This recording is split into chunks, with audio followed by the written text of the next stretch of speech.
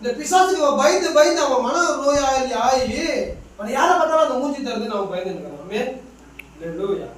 ஆனா அவனுக்கு பிசாசுக்கு அவனை பின்தொடர்ந்து. ஏன்னா நீ எதை நம்பி நம்பி செயல்படுறியோ அந்த அசுத்தாவிகள் உங்க வீட்டுக்கு வரும். நீ நம்பி நீ பயந்துட்டு உங்க வீட்டுக்கு வரும். இல்லையா?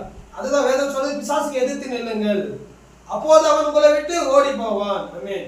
பிசாசை எதிர்க்கலாம். நீ இயேசுவின் பிள்ளையாகிறதுக்கு அனுகிரகம் வேணும், அதிகாரமும் வேணும்.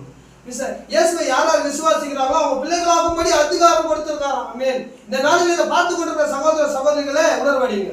நீங்க சொல்லுங்க, இயேசுவே நான் உன் பிள்ளையாகும்படி எனக்கு அதிகாரம் கொடுங்க, அனுகிரகம் பண்ணுங்கன்னு சொல்லுங்க. ஆண்டவரை கொடுக்க வல்லவர். நீ அவரை நோக்கி கூடும்போது அவர் செவி கொடுப்பார். ஜெபங்களை கேட்கிறவரை மாமிசமான யாவரும் இடத்துல வருவார்களாக வேதம் சொல்லுது. மனுஷகுமாரன் விடுதலை ஆக்கினாலே விடுதலை ஆவீர்கள். பாவம் மன்னிக்கப்படாது, உங்க பாவம் மன்னிக்கப்படும். ஒருவேளை இந்த மாதிரி பிசாசுக்கு பயந்து இருக்கிறீங்களா, பேய்களுக்கு பயந்து இருக்கிறீங்களா, இல்ல சின்ன சின்ன சூனியங்களுக்கு மனுஷனுக்கு செய்த மாந்திரிகங்களுக்கு பயந்து இருக்கீங்களா, கர்த்தர்